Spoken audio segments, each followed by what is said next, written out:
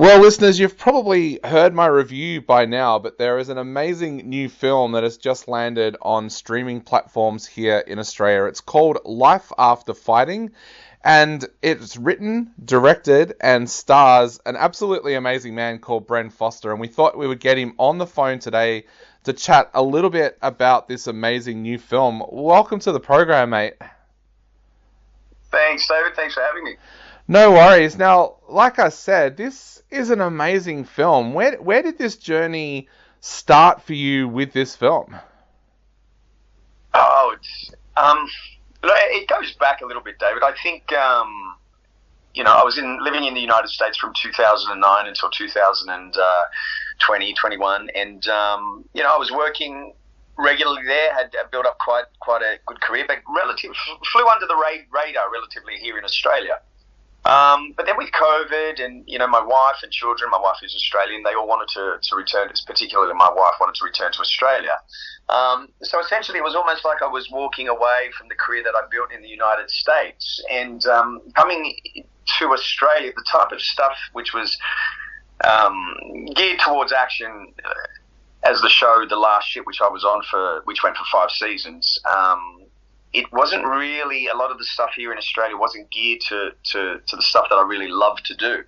Now, don't get me wrong, I love the drama and I love the acting, and I've done a lot of straight, just, dramatic roles and whatnot. But, as I've gotten older, I really wanted to bring the martial arts and the drama together. So coming to Australia, we don't really make movies like that here. We're known for our drama, great stories and whatnot, but the action is borderline non-existent. So me and my partner, Navid, partner in my production company, we decided, we want to carve out a little niche here in Australia, and the concept was high drama, high action movies, and that's when Life After Fighting was born. So tell us a little bit about your martial arts background, because of course a lot of people here in Australia would know you for the acting roles that you've done over the years, things like Cedar Boys and movies like that, and also a lot of television as well. Where did that love for martial arts start for you? That started with my mother, David. I remember I was a kid, Aussie neighbourhood, and the local karate class took you from when you were 6 years old. So I was the youngest amongst all the kids, and I was only 5 at the time. So they were all going to karate, and I wasn't allowed in the class yet until I turned 6. And then as time went on, of course, I turned 6, and Mum took me down there the very day. And that's I started doing karate at the age of 6. Then moved into Hapkido and kickboxing, and then Taekwondo. Brazilian Jiu-Jitsu, Muay Thai, Filipino martial arts. Just over the years, I've been able to meet so many exceptional martial artists and cross-train in different styles. And, there's always been this exchange of knowledge. If there was something I really wanted to learn, I'd offer what I had to learn. And it was it's just a journey in and of itself, the martial arts. So that's my background in a nutshell. Even when I lived in the United States, I still had a full-time school here in Australia that was running and operating, and we still have that today. The martial arts is a huge part of my life. I think a lot of people do devote themselves to the martial arts, and it's a lifelong journey, and you devote your life to it. It's not a recreational thing that sometimes a lot of people take it to be, where you go, an hour or 2 a week. For me and my family, it's not like that. It's in our blood. It's very much a family orientated thing that we all do, we all embrace, we all love. So it's a way of life for us, the martial arts. And the action roles that you did get in the US, did your martial arts background help you with those roles as well? That's a really good question, David, because when The Last Ship, which was the #1 summer TV show in the United States for a number of years, and it's Michael Bay's TV show, Michael Bay from Transformers. So it was this massive, epic show, big Navy ships, and we'd shoot in the Navy yards and everywhere. So I auditioned for that show as an actor for the character of Wolf, and I had a couple of auditions I had to go back for, and I got the role. There was no discussion about my martial arts at all. for Wolf Taylor. And then one day, the showrunner, Stephen Kane, he comes up to me, and we're on this massive ship called the Mercy in San Diego in the Navy Yard. And he comes up to me and he goes, Bren, have you ever done any fighting before? And he makes like chopping movements with his hands. And I thought he was joking. So I started laughing. And he looks at me and he goes, no, I'm serious. Have you done any fighting before? And I was like, oh, I'm sorry, Steve. I thought you were actually kidding. And I was like, yeah, I've done quite a bit. And so I showed him a couple of videos from YouTube because they had no idea about my martial arts ability. So then they rewrote that episode to, have me take on 4 guys and disarm them with martial arts moves. They had guns and knives and whatnot. And then ever since then, it was like a staple for the character of Wolf Taylor in The Last Ship that he would use his martial arts and get into some, pretty hefty altercations. Had one epic fight with a Chinese bodyguard in season 3 when the US and China kind of were butting heads, and the Chinese president had a bodyguard who was called I think the Tiger, and he was pretty badass and a dangerous guy. So him and Wolf had one epic clash in the beginning, and then later on in the season they had the final showdown, which Wolf obviously won. But yeah, so in a nutshell, long-winded explanation, David, but yeah, they had no idea about my martial arts, and it came to light afterwards, and they made sure they capitalized on it. So when you first started working on Life After Fighting, how important was it for you to adapt it to Australia? Because one of the things I said in my review was, if this was an action film set and filmed in Australia and it was about, I don't know, a missile heading towards Sydney or something, you might think, nah, that wouldn't happen. But there's a naturalistic feel to this film. How important was that for you to come up with a storyline that would kind of fit its setting in Australia? I'm really glad that you mentioned that, David, because look, it was really important, and I think a side thing on movies, like look, I love Cobra Kai. That's a fun show, but it's not a true representation of what it's like in martial arts schools. And in a lot of other action movies, there's a lot of like face pulling and posturing in these martial arts schools, and I must defend my dojo, but it's not really a true representation. And as I was saying before, myself and my family, we live it day in, day out. So we wanted to portray something that was real and natural, and what it's really like in an honest depiction of day-to-day life in a martial arts school. Obviously, in the movie, we take a very dark turn with some extenuating circumstances for story, but I think it was really, really important that we depicted that true representation of what life in a martial arts school is like, with students, with children, with adults, the camaraderie, the way everyone trains together. So that was not only Australian, which it was also, as I was saying, I'm repeating myself again, getting that honest depiction of a martial arts school, but at the same time, making it Australian. And I think sometimes with Australian movies, we tend to embrace the Aussie slang and the thongs and the beer, and which is all great. Culturally, that's stuff that we have, and we're proud of, and it's a bit of a stereotypical Aussie thing that we play to. But in reality, a lot of us aren't like that. We just talk normally. You and I talk normally. We're not talking about having shrimps on the barbie, and we're not saying struth and crikey. And I don't talk like that, and anyone in my circle doesn't really talk like that. We just speak at a kind of a naturalistic, in a normal way, and that's what I wanted to depict in this movie too. That it doesn't always have to be stereotypical Australian slang language. That it can be just normal talk, normal relationships under imaginary circumstances, which take a very dark turn in Life After Fighting for purposes of drama and conflict. And look, drama is conflict, so. I hope that clarified things in terms of the natural approach that we were going for. And also, growing up in that environment and living in that environment every single day, did that make it a lot easier for you to write and then play Alex as a character as well, because you've grown up with people like him? Yeah, absolutely, absolutely. I think it was a world that I know very well, and sometimes look, and if someone doesn't come from that world, it's new to them, or they may judge it and say, oh, that wouldn't happen, this wouldn't happen, but it's I've lived this life. I've lived the life in the dojo. I've lived the life as a competitive fighter. People I've trained, the competitive fighters, and we wanted to touch on a lot of things that people don't understand about combat athletes, about people in this world. A lot of writers and in a lot of movies, if you're a soldier or a special forces soldier or a martial artist or a combat athlete, they write them as if they're robots. That they speak a certain way.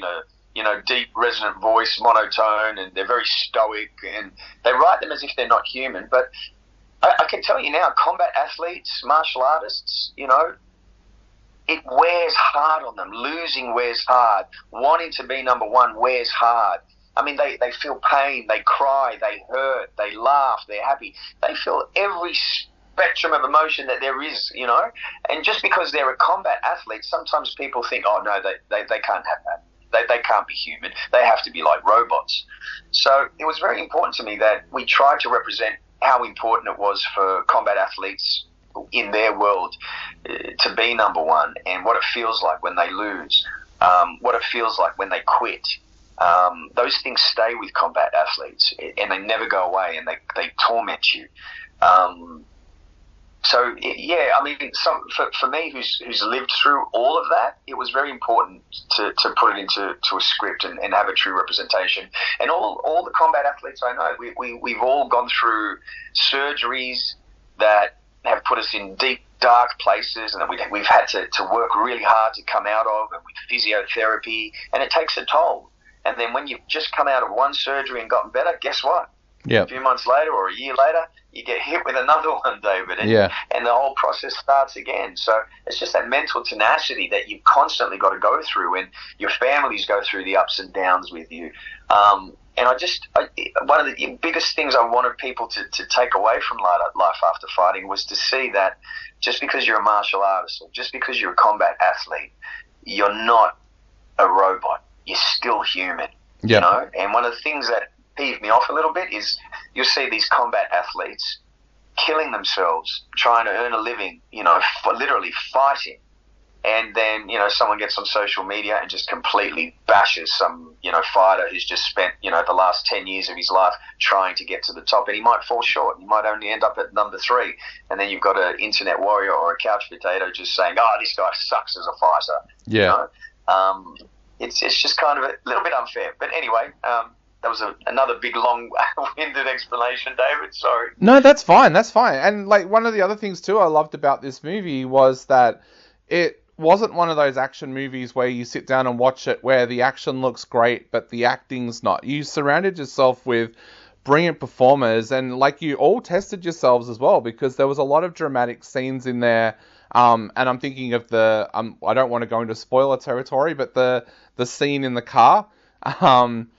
There's so many dramatic moments in there as well. Was that also important to you, that this wasn't just one of those Hollywood films where the action looks great, but the acting is a little bit B or C grade? Yeah, no, thank you for noticing that. Yeah, look, generally a lot of people in my world, they kind of do martial arts and they want to try and break into movies.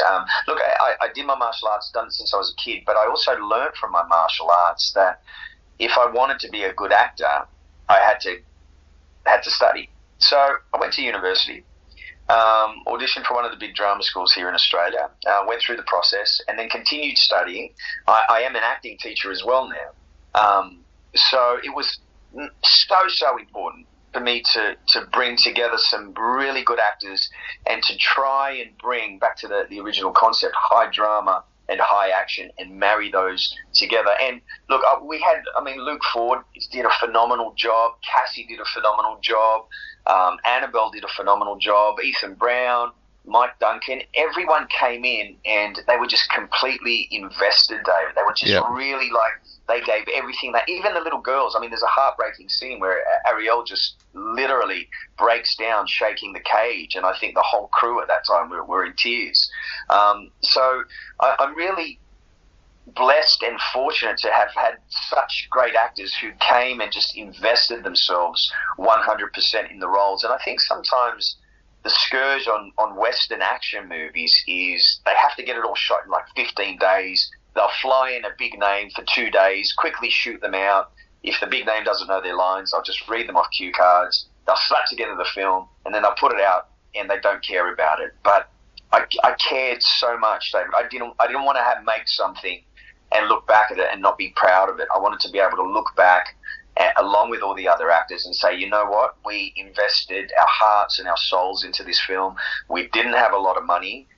But I think the equalizers with the bigger budget films is the levels of performance and the level of fight choreography that we were able to attain. So, and I think one thing, you've got to respect your audience. And if you don't invest in your film, and when I say invest, I'm talking about commitment as an actor to the acting or the fight choreography. If you don't invest in it with 100%, giving it all your heart and soul, how can you then turn around and expect the audience to invest and enjoy your movie, you know, because they're going to invest some of their time, like a couple of hours, and sit there and watch your movie. And if you've half-assed it, that's not fair to ask an audience to sit there and really be invested in your film. But if you've honestly given it all you can, all your blood, sweat and tears, everything into that movie, which I believe the entire cast did, then we can put it forward to the audience and feel good about asking them to invest 2 hours of their time sitting down and watching their movie. And I think the majority, the majority of responses has been really, really good, from reviews to general people with comments and people reaching out on social media. We're overwhelmed with the positivity and the support that we've been receiving. So, we overall we're pretty happy, David. Yeah, you touched on the fight choreograph there as well. That looked absolutely amazing during the film. Tell us a little bit about how much work went into choreographing those scenes and making sure they're absolutely perfect, because you took a lot on with this film. Not only are you acting in it, but you're directing as well. Tell us a little bit about shooting those scenes. Were they difficult to shoot? What kind of toll did it take on your body, and how did you go about choreographing those scenes? There's a lot of information I'm going to give you now, Dave. We started months in advance, me and my stunt team, which consists primarily of my son Jalen, my nephew Jimmy, one of my other top students Nick, and then a couple of other students, Matthew Mergola and Jordan Peterson. They were our 5 predominant stunt team members, and they're all my students from the martial arts school as well. So we worked on the fights a couple of months leading into it. We went through, we choreographed everything in every space, and then once it was designed and built, we trained it. We trained it to get it fast, to get it explosive, and to really read each other's rhythm. And then we brought the cameras in and previs stuff. So that was really that was a long process, and we really put the work in, and we were able to get it to the point where we could just go 100 miles an hour with speed. And I remember when we were filming it, we'd film and then I'd run back and look at the monitor, and we were going at such a pace. I said to the guys, we look at this. And they all watched it. I go, it's fast, isn't it? They're like, yeah. I go, we're going to get accused of speeding this up. And they all looked at me. I said, yeah, let's watch it again. And we're like, damn, it's fast. I go, yeah, but this is because of the training and the work we put into it that allows us to go that fast. Yeah. So we always knew we were probably going to get, no one's really come out and accused us of it yet, but a few people have said, oh yeah, I thought you did speed them up. But no, we didn't speed any of the fights up. That's how fast we were going. And now continuing on, it was the hardest bloody thing I've ever done in my life, David, because I would be physically exhausted doing the fight scenes, and then if the camera's moving, sometimes we got it, and then we'd do a second one, but then sometimes we just couldn't get it, maybe one of the hits, so we'd have to do it over and over and over again. So I'd have to do it 100 miles an hour, then run behind the monitor, have a look, see if we got what we needed. If we didn't, I was like, all right, come on, boys, let's go. We've got to go again. Then we do it again. Sometimes we had to do it over and over and over until finally we got what we wanted, because sometimes there was a little air. It looked like the hit was a miss or whatnot. So we had to make sure all of that was captured. I pulled a hamstring during the fight.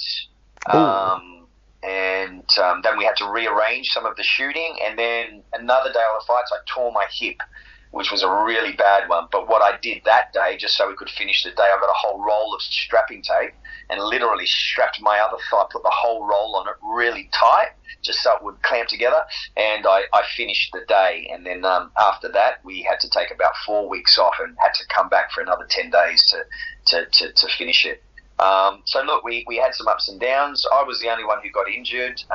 We were really careful with everything, from the glass breaks to a lot of the stuff. We padded the stunt. There was a lot of contact involved, but we used pads and we used a lot of precision for some of the headshots, making sure they touched, but then they would glance off just at the last moment. And we were only able to attain that level because of the training, the preparation that we put into it beforehand. So does that answer everything, David? It does. It does. I guess my next question is now, where to now for you? Are you hoping to be able to make more films of this genre in Australia? What are your plans going forward now? Absolutely. We've got our next script. And we're moving forward with that as I'm speaking to you now. Like even today, there'll be a couple more meetings. It's just, getting all the things in place, like cast and obviously the final legs of finance and whatnot. But yeah, we plan to carve out a little niche for ourselves in this world. We want to do, as I said, high drama, high action, and we want to put out movies made here, made in Australia. We want to build the industry here. We want to lift other filmmakers up. We want to lift the actors up. We want to make it so we don't have to go overseas. We've got everything we need. We have so many talented actors. We have, look at our DOP, from our DOP to our editor, to our music guys. They're all Australian guys. There's so much talent here, But for some reason, in this industry, it seems to struggle, and I don't know why that is. And all of our best people tend to go overseas. Yeah. So it's very important that Navid and I, my business partner, is that we build this little industry and turn it into a bigger industry in Australia. We carve out, as I said, our own little niche with the high action, high drama, and we want to really focus on that. But we also want to, help actors, help other, people in the industry, as I said, from, DOPs to editors to music guys and sound, and, really make some quality, commercially viable films that will be seen all over the world. Like our film, Life After Fighting, Vertical picked it up, Vertical Entertainment, which is pretty much the A-listers independent film stock. And it went to the USA first, and they took it for worldwide distribution. So it got a limited cinema release, and then it got released everywhere digitally in the United States. So Fox News did an article, a story on it because of the child trafficking thing. So it got a lot of notoriety in the United States, and then the UK. And just now it's coming out in Australia after a limited cinema release that we had here a little while ago. But and Vertical have worldwide rights, so it will.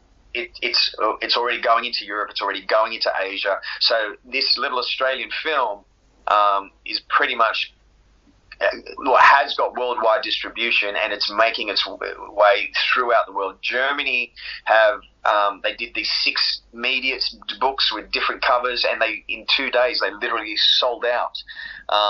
And most Australian movies, unfortunately, a lot of the time they just don't tend to make it outside of Australia, or if they do, it's only a handful of countries. But Life After Fighting, because I think the universal language in the film is the martial arts, and the whole world at the moment is just snapping it up. So again, we're just we're David, but it's good it's also doing it for Australia as well, which we very patriotic about, if that's the right term. Yeah, well, mate, from deep down in my heart, you guys deserve all the success that you get with this movie, because this movie absolutely blew me away. And I guess to finish off, what would you like to say to people out there who are about to sit down and watch the film for the first time? Well, firstly, thank you for saying what you just said, David. That means a lot. It really, we really appreciate it when someone sits down and watches the film, and when they can tell us that they genuinely enjoyed it. That really makes us happy. And for those of the other people, when they do sit down to watch it, I would just say make sure there's good. You have good speakers and good sound, because it just that the bone crunching and the sound effects with the fights. I think you need the sound for that, and I think I would really like them to really watch. If they can, as I said, we really invested everything that we had into this film. So if they can just invest 2 hours of their time, but really sit down, listen, and watch, and take it in, and from there, I hope that they can all enjoy it. I mean, you can't keep everyone happy, but I'm sure the majority of people, from the feedback that we've gotten so far, that they'll have a fun ride.